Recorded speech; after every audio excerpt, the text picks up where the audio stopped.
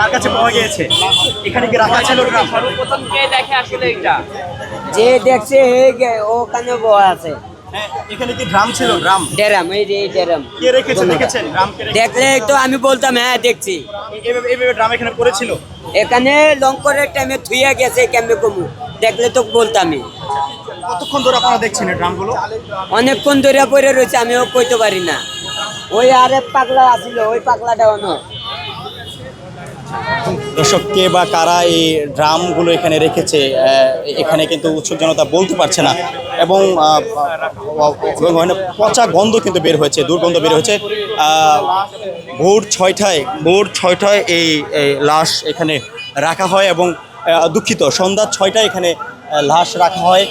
কিছুক্ষণ পরে এখানে যারা ছিন্নমূল মানুষ রয়েছে তারা এই ড্রামগুলোকে দেখতে পান এবং ড্রামগুলো দেখতে পেয়ে কিন্তু তারা ড্রামের কাছে যাওয়ার পর এক ধরনের দুর্গন্ধ বের হয়। পরবর্তীতে এখানে আইনশৃঙ্খলা বাহিনীর সদস্যরা এলে ড্রাম খুলে চাল দেখতে পান এবং চালের সাথে এই লাশের টুকরো টুকরো লাশ দেখতে পান এবং আমরা দেখছি লাশের হাত সহ বডি সব কিছু কিন্তু দেখা যাচ্ছে। রাজধানীর হাইকোর্ট এলাকা থেকে এমন মুমূর্ষ ঘটনা কিন্তু ঘটেছে এবং আমরা দেখতে পাচ্ছি এটিকে দেখার জন্য এই মুহূর্তে উৎসুক জনতা ভিড় করেছেন।